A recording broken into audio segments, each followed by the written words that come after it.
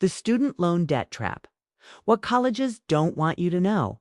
For generations, the promise of higher education was America's most cherished myth. It was sold as the quintessential golden ticket, the non-negotiable path to prosperity, a guaranteed investment in a brighter future. We were told with unwavering conviction that a college degree was the ultimate key to success, transforming ambition into achievement. But what if that shimmering promise was a carefully crafted illusion?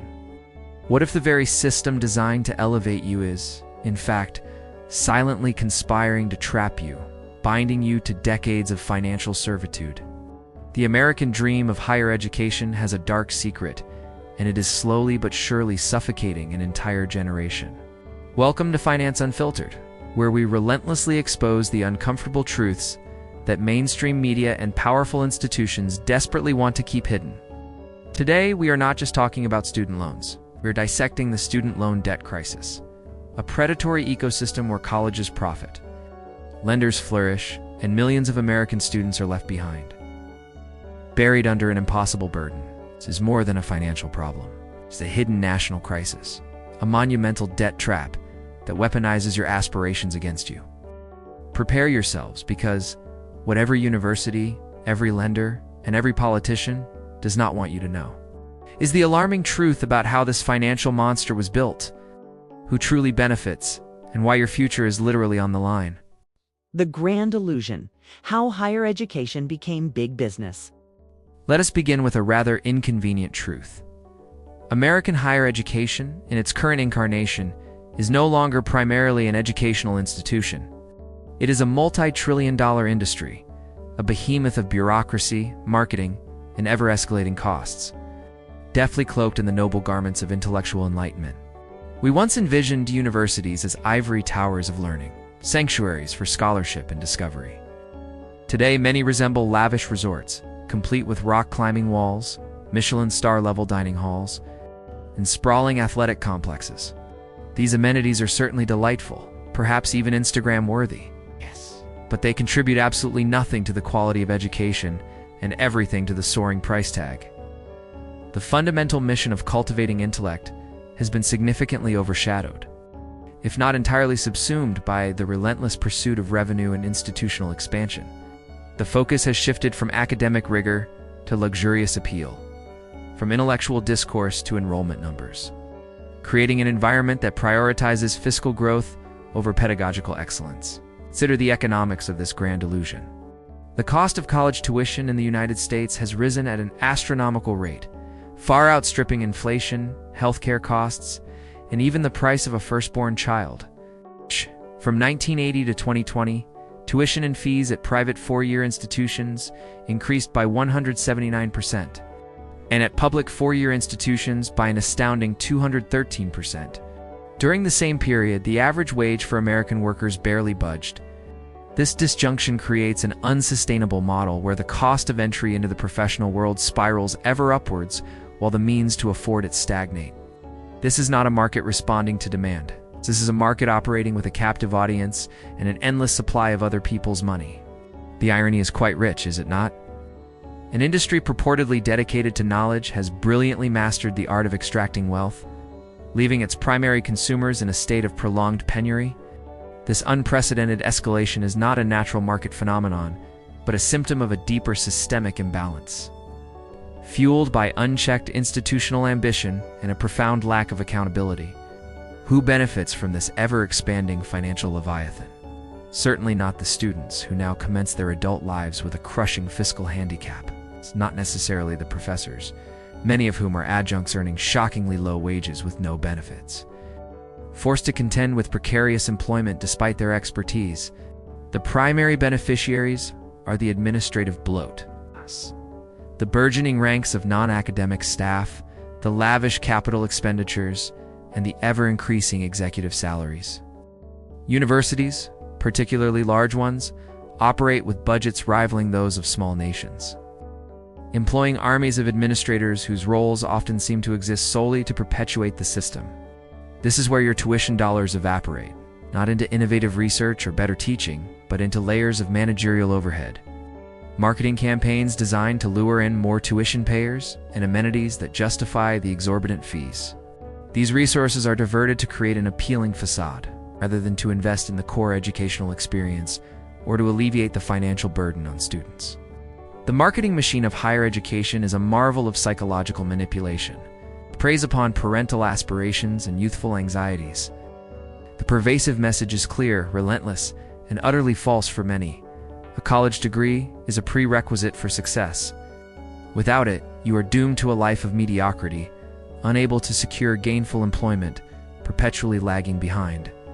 This fear-mongering, delivered with the utmost sincerity by guidance counselors and societal expectations, pushes millions into expensive institutions, often for degrees with questionable market value. It is a brilliant strategy. Convince the client that your product is absolutely indispensable, then inflate its price without mercy. And because the product is education and opportunity, questioning its cost becomes tantamount to questioning the very concept of human progress. Such a clever rhetorical maneuver, would you not agree?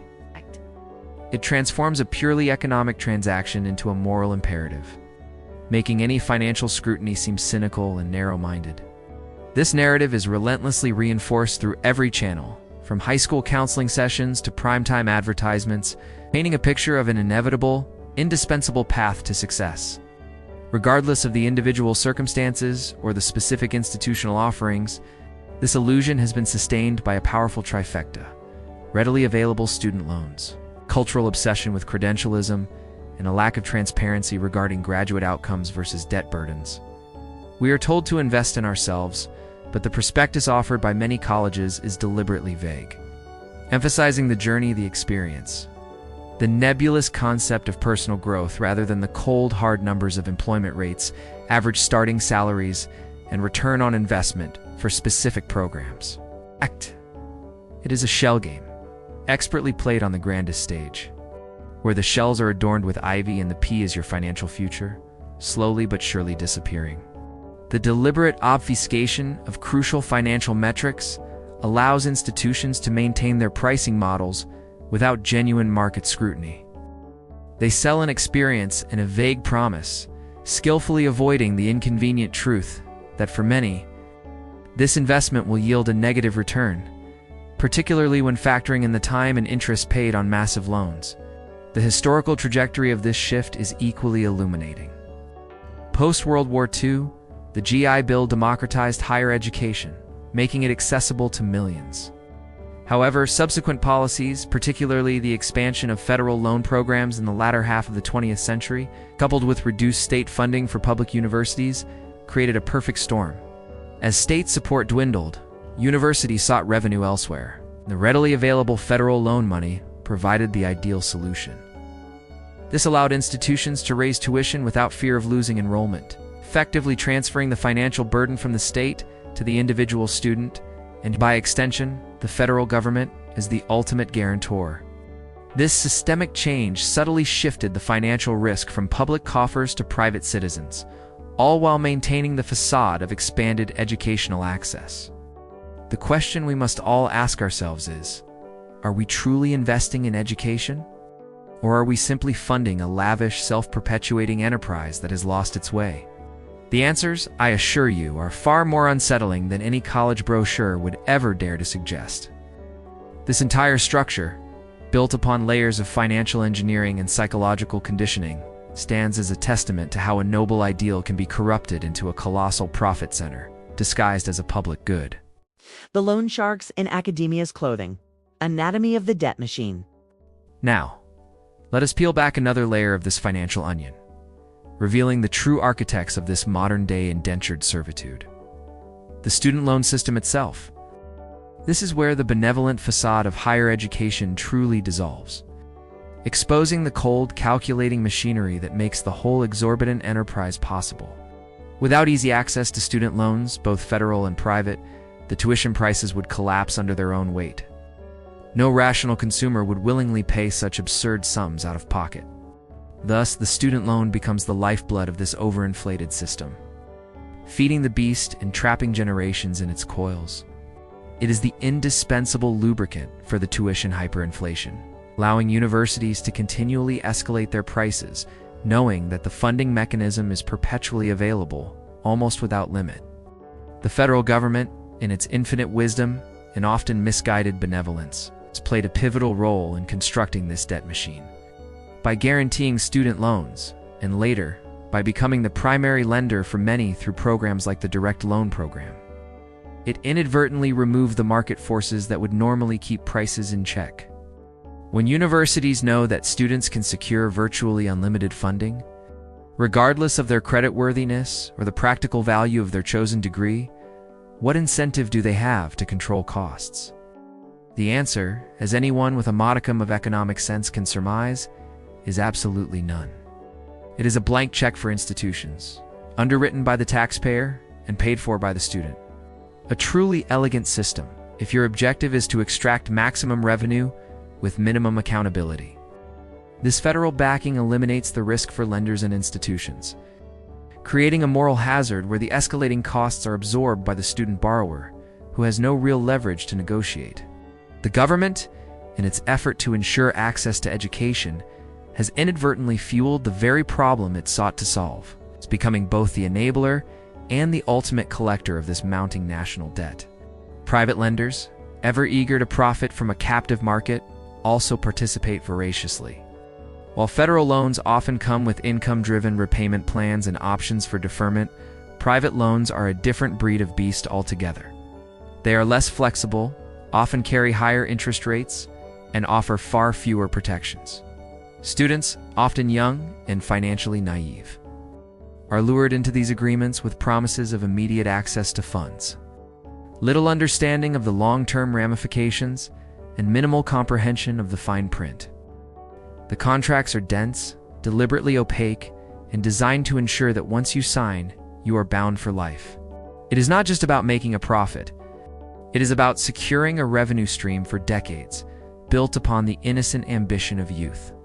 These private entities operate with a ruthless efficiency, often targeting students who have exhausted their federal loan options or those attending for-profit institutions, which typically have higher tuition and lower completion rates. The terms are often unfavorable. It's lacking the consumer protections that are standard in nearly every other lending category, making them particularly predatory for vulnerable borrowers.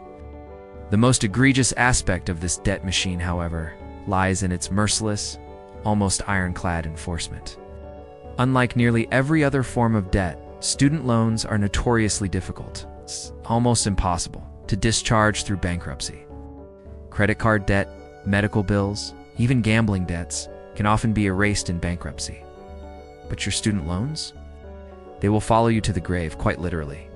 This single draconian provision transforms student debt from a financial obligation into an inescapable financial burden, stripping individuals of the ultimate safety net available to other debtors. It ensures that the lenders, whether federal or private, face virtually zero risk. They are guaranteed their money, one way or another, even if it means impoverishing a borrower for life. This is not finance. This is financial bondage, sanctioned by law. This immunity from bankruptcy unique to student loans provides an unparalleled level of security for lenders, allowing them to extend credit for exorbitant tuition fees, without the usual due diligence or concern for the borrower's future ability to repay. It fundamentally alters the risk-reward dynamic, placing all the risk on the borrower and none on the lender or the educational institution. And let us not forget the charming collection practices. Defaulting on a student loan can lead to wage garnishment, seizure of tax refunds, and even the loss of Social Security benefits in old age. These are not practices designed to help a borrower recover. They are designed to terrorize and extract, ensuring compliance through fear. The government, with its vast resources, effectively acts as the ultimate enforcer for this debt. It is a system engineered to crush, not to uplift. It is a stark reminder that in the grand scheme of American finance, the individual's welfare often takes a back seat to the relentless pursuit of revenue and the preservation of institutional solvency. Student loan servicers, the companies contracted to manage these loans, often face little oversight, leading to widespread complaints of mismanagement, miscommunication, and outright deception, further exacerbating the borrower's struggles. They are incentivized to collect, not to assist, creating an adversarial relationship with the very individuals they are supposed to serve. The historical context of the bankruptcy provision is particularly telling. Prior to 1978, student loans could be discharged in bankruptcy like any other unsecured debt. However, a series of legislative changes, beginning with the 1978 Bankruptcy Reform Act and culminating in the 2005 Bankruptcy Abuse Prevention and Consumer Protection Act, progressively tightened these rules, making student loans almost impossible to shed. This transformation was driven by fears, largely unsubstantiated, that students would simply graduate and immediately declare bankruptcy to avoid their obligations. The result, however, was the creation of a financial instrument uniquely punitive and unforgiving, turning what was intended as a means to empower into a tool for perpetual indebtedness. So, the next time you hear a college administrator lamenting the financial challenges of their institution, remember the debt machine humming beneath the surface, churning out profits from the very dreams they claim to foster. They're not merely educators, they're sophisticated debt collectors, operating with a legally sanctioned impunity that would make a traditional loan shark blush. They have mastered the art of leveraging aspiration into perpetual income, under the guise of providing a public good. Crushing dreams. The devastating impact on a generation. The consequences of this meticulously crafted student loan debt trap extend far beyond mere financial inconvenience.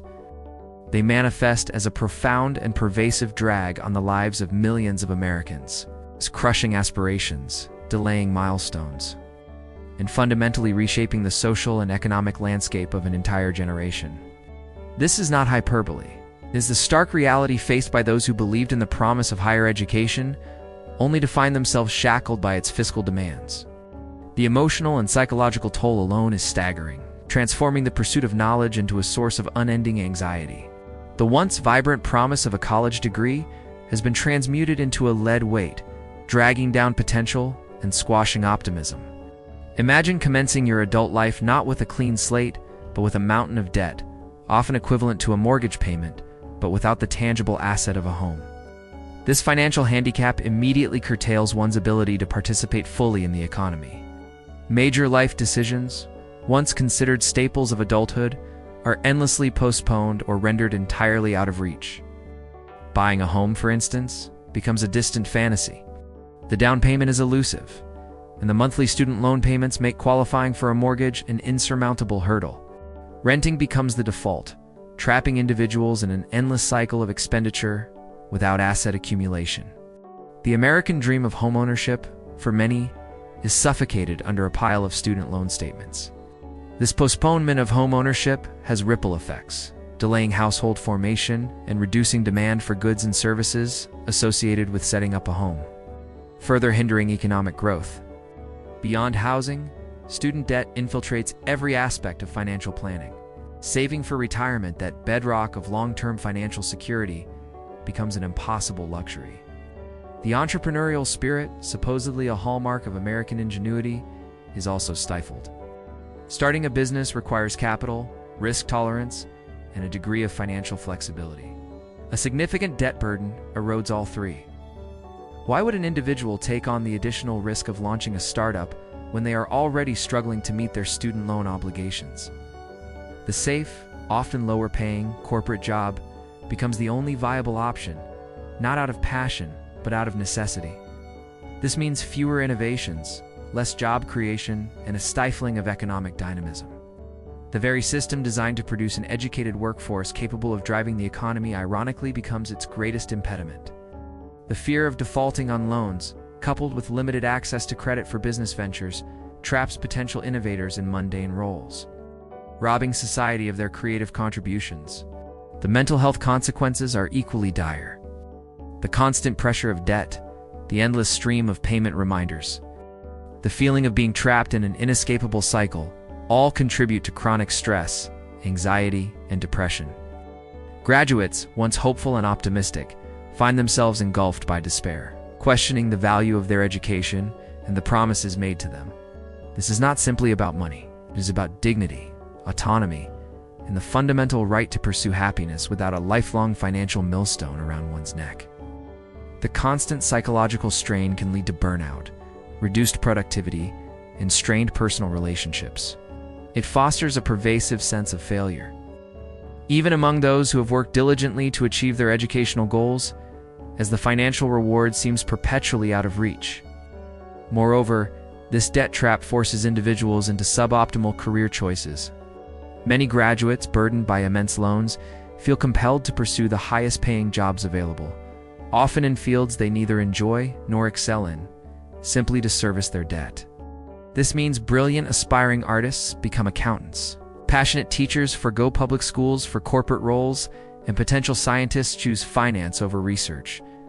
The talent misallocation is immense, leading to a less engaged and less productive workforce overall. Society loses out on the unique contributions these individuals could have made if they were free to follow their true vocations. The student loan debt trap is not merely a financial problem. It is a societal poison, corroding the foundations of individual well-being and collective prosperity. It is a betrayal of the highest order, turning the pursuit of knowledge into a pathway to financial ruin for an entire generation, ultimately undermining the very fabric of American opportunity. The unspoken consequences, ripple effects on the American economy. The student loan crisis is not a self-contained problem affecting only individual borrowers. Oh no, dear viewer, its tentacles reach far and wide, exerting a chilling, often invisible, drag on the broader American economy. This is not merely an academic exercise.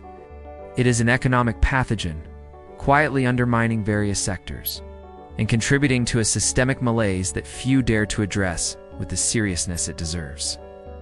The ripple effects are profound, touching everything from consumer spending to job creation, and ultimately dampening the nation's overall economic vitality. This colossal burden, often dismissed as a personal responsibility, has become a national economic impediment. A slow-motion catastrophe unfolding before our very eyes, yet consistently downplayed by those who profit from its perpetuation. Let us consider the bedrock of any consumer-driven economy: discretionary spending. When millions of households are dedicating a significant portion of their income to servicing student debt, that money is simply not available for other purchases. This means fewer cars bought, fewer homes renovated, fewer vacations taken, and fewer goods and services consumed. Each dollar siphoned off for student loan payments is a dollar that does not circulate within the economy, reducing demand and slowing growth. It is a gaping wound, continually bleeding capital from the consumer base, which is, ironically, lauded as the engine of prosperity. The ripple effect extends through various industries, from retail to hospitality, as aggregate demand is suppressed. One might sarcastically suggest that this is an ingenious method of economic contraction, masquerading as investment in human capital, when in reality it starves other sectors of vital economic activity. This suppression of consumer demand acts as a persistent headwind against economic expansion. It's making it harder for businesses to grow and create new jobs.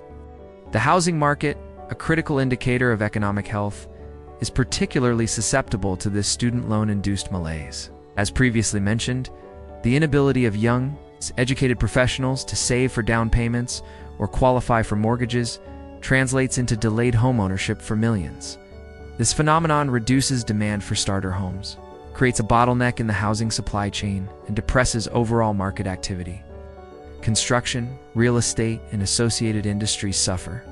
The dream of homeownership, once a symbol of American prosperity and a key driver of wealth accumulation, is rendered unattainable for a significant demographic, hindering the intergenerational transfer of wealth and exacerbating existing inequalities.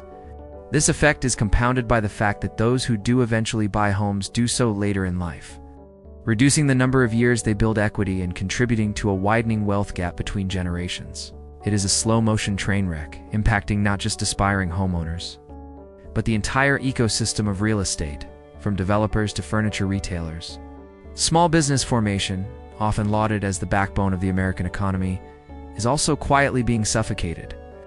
Young entrepreneurs with innovative ideas are precisely the individuals burdened with substantial student debt. This debt acts as a formidable barrier to entry, making it exceedingly difficult to secure startup capital or take the necessary financial risks associated with entrepreneurship. The debt load also limits the personal savings that could be reinvested into a new venture. The result is a dearth of new companies, fewer jobs created, and a stagnation of economic dynamism. We are, in essence, hobbling our most creative and ambitious minds with chains of debt, preventing them from contributing to the very economic growth we desperately need. The risk aversion fostered by significant debt means that fewer individuals are willing to take the plunge into self-employment, which is a major source of innovation and employment growth. The opportunity cost to the economy from these uncreated businesses and unrealized innovations is immeasurable. Furthermore, the student loan crisis contributes to a growing skills gap. When graduates are forced into fields that offer higher immediate salaries simply to service their debt, they may forego careers aligned with their true passions or areas of greater societal need, particularly in lower-paying but essential sectors like teaching, nursing, or social work. This misallocation of talent leads to dissatisfaction, reduced productivity, and a drain on national human capital. We are creating a workforce driven by financial exigency rather than intrinsic motivation, a recipe for mediocrity rather than excellence. The long-term effects of this talent drain are difficult to quantify, but are undoubtedly corrosive to societal progress and innovation. Essential public services are left understaffed or staffed by individuals who are perpetually stressed by their financial obligations, leading to lower quality services. In summary, the student loan debt trap is not simply a personal financial predicament. It is a systemic economic threat. It undermines consumer spending, cripples the housing market, stifles entrepreneurship, and distorts the allocation of human capital. It is a self-inflicted wound, a slow-acting poison permeating the economic arteries of the nation. The sheer volume of student debt, now exceeding $1.7 trillion, represents a massive transfer of wealth from a generation of young workers to financial institutions and universities. With little tangible economic benefit for the broader society, and yet, the institutions that benefit most from this arrangement continue to preach the gospel of unquestioning access to higher education, conveniently ignoring the devastating ripple effects that reverberate throughout every corner of the American financial landscape. It is a quiet crisis, perhaps, but one whose unspoken consequences will define the economic trajectory of this nation for decades to come, leaving a legacy of suppressed potential and unrealized prosperity. Breaking the chains, your escape route from the debt trap. All right, we have dissected the beast, examined its anatomy, and pondered its devastating impact. The picture, I grant you, is rather grim. However, simply wallowing in the grim reality serves no one. At Finance Unfiltered, our mission is not just to expose the ugly truths, but to empower you with the knowledge and strategies to navigate this treacherous financial terrain. While the system is rigged, you are not entirely powerless. There are escape routes, albeit often requiring cunning, diligence, and a healthy dose of skepticism regarding conventional wisdom. Breaking free from the student loan debt trap demands a strategic approach and a refusal to play by the rules designed to keep you indebted. Your financial liberation begins with informed action and a rejection of the predetermined path. First and foremost, a radical shift in perspective is imperative. Higher education is not a moral imperative. It is an economic decision, and it must be treated as such. Before committing to any further education, conduct an uncompromising cost-benefit analysis. What is the actual market value of the degree you are pursuing? What are the average starting salaries for graduates in that field? What are the job prospects? And critically, what will be your expected debt burden versus your projected income? If the numbers do not make sense, walk away. There is no shame in choosing a vocational path, a skilled trade, or even delaying higher education to gain experience. The shame lies in blindly accumulating debt for a degree that offers no clear return on investment. Do not allow emotional appeals or societal pressure to dictate a crippling financial decision. Question everything, research tirelessly, and prioritize your financial well-being over societal expectations. Explore community colleges for introductory courses, vocational schools for specialized skills, apprenticeships that offer earning while learning. For those already ensnared, understanding your specific loan type is the crucial first step. Federal loans offer a variety of income-driven repayment plans, the IDR. It can significantly reduce your monthly payments, sometimes even to zero if your income is sufficiently low. These include programs such as income-based repayment, IBR, pay-as-you-earn, PAYE, revised pay-as-you-earn repay, and income-contingent repayment, ICR. Each has specific eligibility criteria and calculates payments differently, but all aim to make your payments more manageable based on your discretionary income. Explore these options rigorously. They are not handouts. They are provisions designed to prevent absolute financial ruin, and in some cases, lead to loan forgiveness after a certain number of years. Public Service Loan Forgiveness, PSLF, is another federal program that forgives the remaining balance on direct loans after 120 qualifying monthly payments while working full-time for a qualifying employer. Private loans, as we discussed, are far less flexible, but diligent negotiation with your lender, particularly if you are experiencing genuine hardship, might yield some temporary relief through forbearance or deferment options, though these typically accrue interest. Never assume there is nothing you can do. Always investigate every available avenue. Ignorance in this arena is truly expensive. Consider aggressive repayment strategies. The debt avalanche method, where you focus on paying off the loan with the highest interest rate first, while making minimum payments on others, can save you a substantial amount of money over the long term by reducing the total interest paid. The debt snowball method, which focuses on paying off the smallest loan first for psychological momentum, can also be effective, providing early wins that encourage continued progress. The key is to commit to one strategy and execute it with unwavering discipline.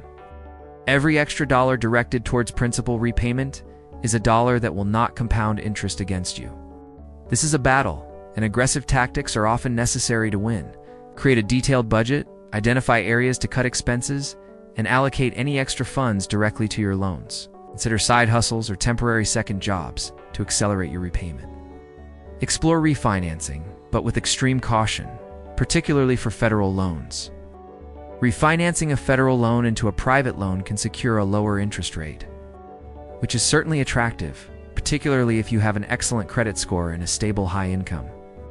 However, it also means sacrificing all the federal protections, income-driven repayment plans, deferment options, public service loan forgiveness eligibility, and forbearance. For individuals with stable high incomes and a clear path to aggressive repayment, this might be a viable option. For anyone else, it is often a perilous gamble, exchanging long-term flexibility and security for short-term interest savings. Understand the trade-offs before committing. A slightly lower interest rate is a poor substitute for the safety net of federal protections. If your financial circumstances take an unexpected turn, always compare the total cost and the flexibility of the loans before making a decision. Finally, and perhaps most importantly, become a fierce advocate for yourself and for systemic change. Share your story. Engage in conversations about the true cost of education. Support politicians and policies that advocate for student loan reform, tuition caps, or greater accountability from educational institutions. The student loan debt trap thrives on silence and individual despair. By speaking out, by demanding transparency, and by refusing to accept this predatory system as the inevitable status quo, you contribute to a collective movement that can eventually force meaningful change. Your escape from the chains of debt is not just a personal victory. It is a defiant act that shines a light on the fundamental injustice of the entire system. Participate in advocacy groups, write to your representatives, and vote for leaders who promise real solutions, not just platitudes. Conclusion. We have journeyed through the labyrinthine world of American higher education, only to uncover a system that has deviated drastically from its noble origins. What began as a beacon of opportunity has, for far too many, transformed into an instrument of financial subjugation. The student loan debt trap is not an accident of policy. It is the calculated outcome of an industry operating without sufficient checks and balances, preying on the hopes and aspirations of generations. It is a hidden crisis no longer, but a stark, undeniable reality that demands our immediate attention and unwavering resolve. The time for passive acceptance is over. You, the informed viewer, now possess the knowledge to see through the grand illusion. you understand the insidious mechanics of the debt machine, the crushing impact on individual lives, and the silent economic toll it exacts upon the nation. This is your call to action. Equip yourselves with financial literacy. Make informed decisions, challenge the status quo, and demand accountability from those who profit from your debt. The future of your financial freedom, and indeed the economic health of America, depends upon your vigilance and your courage to act. If this unfiltered analysis resonated with you, please consider giving this video a like, subscribing to Finance Unfiltered for more uncomfortable truths, and sharing it with anyone who needs to see the real picture. Your comments and insights are invaluable to this community.